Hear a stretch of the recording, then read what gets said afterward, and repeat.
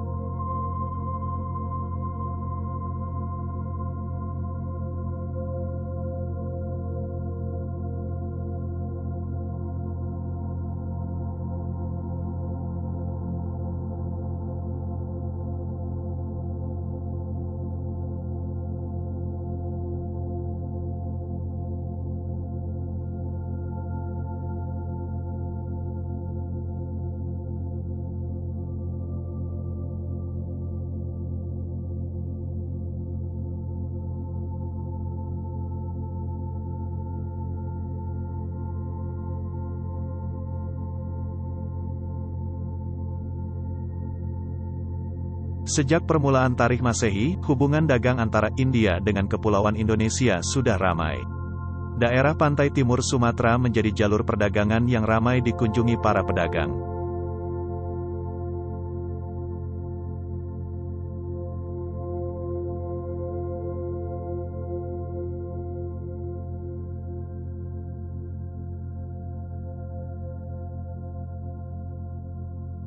Kerajaan-kerajaan kecil di pantai Sumatera bagian timur sekitar abad ke-7, antara lain Tulang Bawang, Melayu, dan Sriwijaya.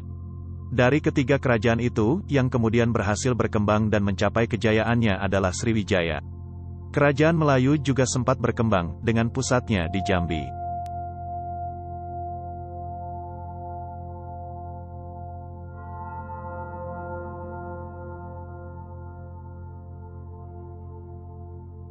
Pada tahun 692 Masehi, Sriwijaya mengadakan ekspansi ke daerah sekitar Melayu. Melayu dapat ditaklukkan dan berada di bawah kekuasaan Sriwijaya. Letak pusat kerajaan Sriwijaya ada berbagai pendapat.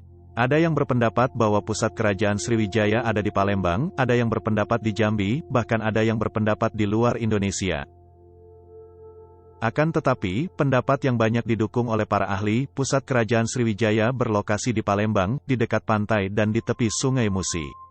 Ketika pusat kerajaan Sriwijaya di Palembang mulai menunjukkan kemunduran, Sriwijaya berpindah ke Jambi.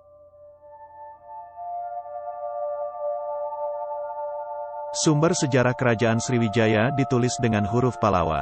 Bahasa yang dipakai Melayu kuno.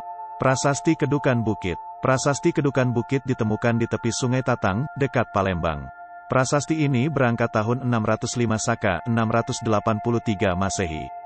Isinya antara lain menerangkan bahwa seorang bernama Dapun Tahiang mengadakan perjalanan suci, Sidayatra, dengan menggunakan perahu.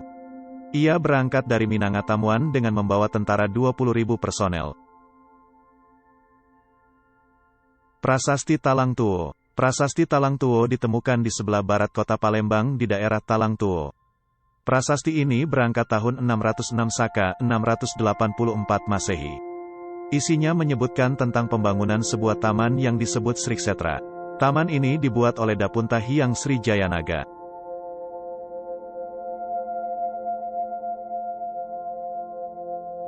Prasasti Telaga Batu. Prasasti Telaga Batu ditemukan di Palembang. Prasasti ini tidak berangkat tahun. Isinya terutama tentang kutukan-kutukan yang menakutkan bagi mereka yang berbuat kejahatan.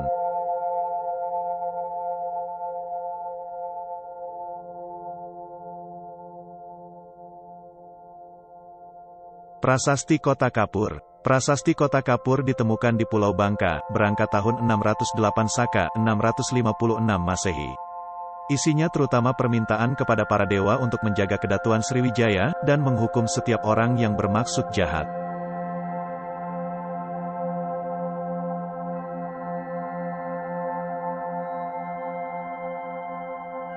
Prasasti Karangberahi. Prasasti Karangberahi ditemukan di Jambi, berangkat tahun 608 Saka, 686 Masehi. Isinya sama dengan isi Prasasti Kota Kapur. Beberapa prasasti yang lain, yakni Prasasti Ligor berangkat tahun 775 Masehi ditemukan di Ligor, Semenanjung Melayu, dan Prasasti Nalada di India Timur.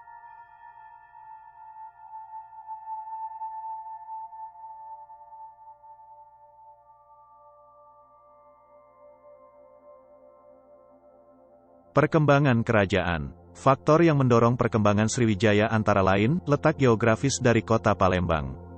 Palembang sebagai pusat pemerintahan terletak di tepi Sungai Musi. Runtuhnya kerajaan Funan di Vietnam akibat serangan Kamboja. Runtuhnya kerajaan Funan di Vietnam akibat serangan Kamboja.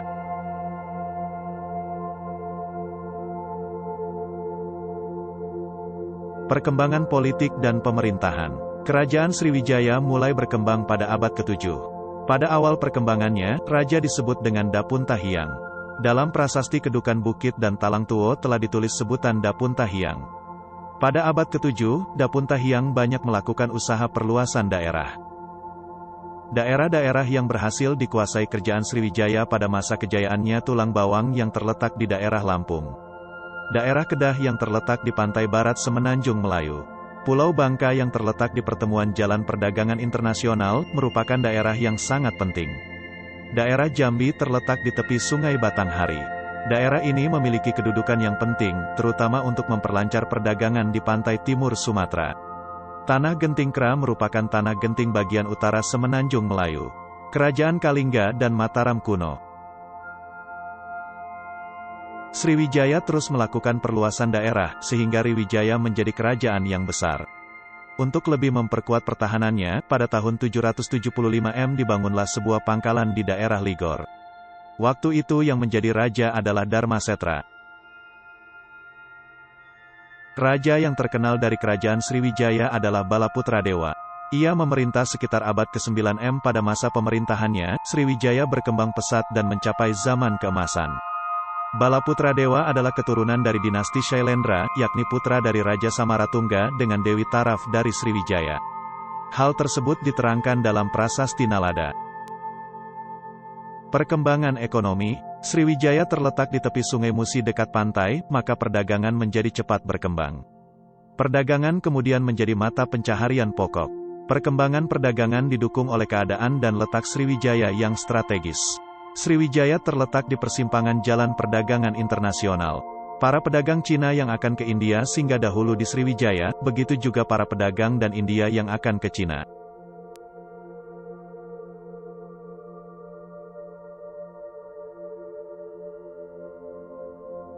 Kerajaan Sriwijaya mengalami kemunduran. Keadaan sekitar Sriwijaya berubah, tidak lagi dekat dengan pantai. Banyak daerah kekuasaan Sriwijaya yang melepaskan diri.